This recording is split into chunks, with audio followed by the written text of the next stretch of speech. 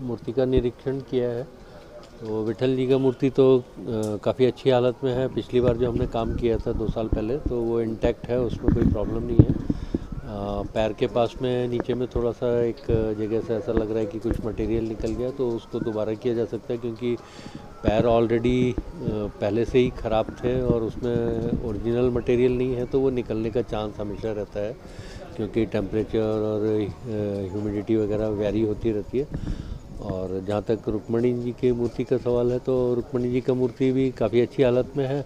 और क्योंकि पैर में वही बात है, वो ओरिजिनल पैर नहीं है, तो जो पुराने पैर किसी टाइम पे बनाए गए थे, तो उसी में से लेयर करके वो फ्लेकिंग होके निकल रहा है। तो उसको दोबारा से पूरा जो पुराना मटेरियल है वो हटा के और दोबारा से पूरा उसको फिर से बनाना पड़ेगा। सूचना एक्चुअली जो पूरा एक गर्भगृह के अंदर या जो कन्फाइंड एरिया जो भी होता है, उसके अंदर एक माइक्रो क्लाइमेट डेवलप हो जाती है, तो उसको हम जितना कंट्रोल कर सकें उतना अच्छा है। तो उसमें छोटे छोटे फैक्टर्स बहुत सारे रहते हैं, हम किसी एक फैक्टर को नहीं बोल सकते कि इसी के कारण से सब प्रॉब्लम हो रही है। तो उसमें एक बड़ा फैक्टर तो है जो विजिटर आते हैं, जो तीर्थयात्री आते हैं वहाँ पे, तो उनकी संख्या बहुत ज़्यादा है, तो उससे ह्यूमिडिटी काफ़ी बढ़ जाती है। तो वो एक बहुत बड़ा फैक्टर है जिसको कि उसमें बहुत ज़्यादा कुछ किया नहीं जा सकता है कि दर्शन बंद कर दो, वो चीज़ हो नहीं सकती है।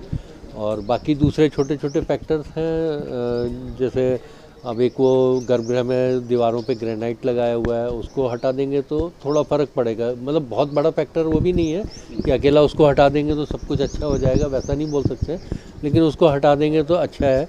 बाकी पानी और वो जितना भी कम यूज़ करेंगे तो अच्छा है। तो जहाँ तक मुझे लगता है कि इन लोगों ने, मंदिर ट्रस्ट के लोगों ने और पुजारियों ने वहाँ पे जो हमने पिछली बार बोला उसमें से काफ़ी चीज़ें फॉलो की हैं, और उसको और आगे बढ़ाने की ज़रूरत है और अच्छे से फॉलो करने की ज़रूरत है।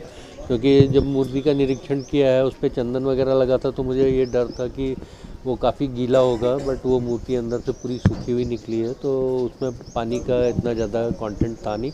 और जो मूर्ति के ऊपर हमने वज्रलेप किया था पिछली बार, हम उसको प्रोटेक्टिव कोटिंग बोलते हैं, तो वो पूरी इंटैक्ट है, उसमें कहीं कुछ प्रॉब्लम नहीं आया है। अब कौन सी सूचना ये थी, जरा बताइए पूरी सी सूचनाएं जो आपने दी थी। और फूल वगैरह का जो डेकोरेशन करते हैं वो जितना कम करेंगे उतना अच्छा है, क्योंकि तो जैसे मुझे बताया गया कि वो बहुत ज़्यादा नहीं होती है, साल में 8-10 बार होती है, तो वो उसमें मुझे नहीं लगता है कि बहुत ज़्यादा कुछ फ़र्क पड़ेगा। लेकिन अगर वो लगातार ज़्यादा दिन तक करेंगे तो फिर उसमें उसका फ़र्क पड़ने का चांस होता है।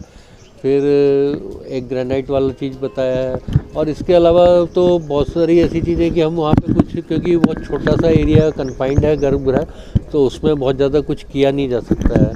तो जितना है फॉलो करने का बोला, उसमें से काफ़ी कुछ फॉलो किया जा रहा है, और उसको और थोड़ा सा कंट्रोल करने की ज़रूरत है। मुरली के पूजे दरमियान पंचामृत डालते हैं महापूजा के दरमियान, वो कितना आसान है, वो डालना जरूर है? वो देखिए, हिंदू रिचुअल्स के हिसाब से तो वो मैं उस पर ज़्यादा कुछ नहीं बोल पाऊँगा कि वो डालना चाहिए या नहीं डालना चाहिए।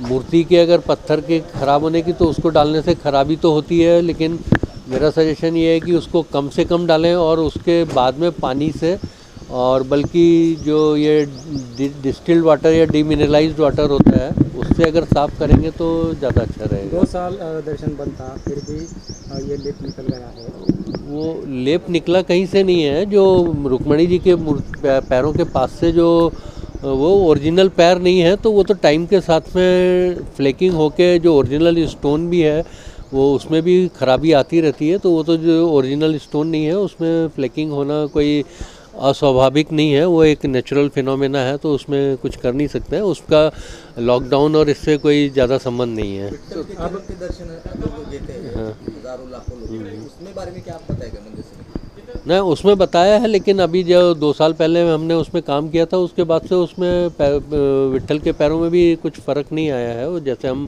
काम करके गए थे वैसे ही हैं, तो उसमें कोई ऐसा खराबी जैसा कुछ नहीं है। अब फिर से वज्रलेप करने की ज़रूरत है क्या? अगर करनी है तो कब? अभी रुक्मणी के पैरों के ठीक करने का रेस्टोरेशन का ज़रूरत है, और वो हम मंदिर समिति से कोऑर्डिनेट करेंगे, तो जब वो बोलेंगे उस हिसाब से फिर हम अपने टाइम के हिसाब से और उनके टाइम के हिसाब से हम वो कभी भी कर देंगे, उसमें कोई वो ऐसा बहुत बड़ा इशू नहीं है। तो उसको हम वो कोऑर्डिनेट करके जैसा भी मंदिर समिति बोलेगी वैसे वो कर देंगे।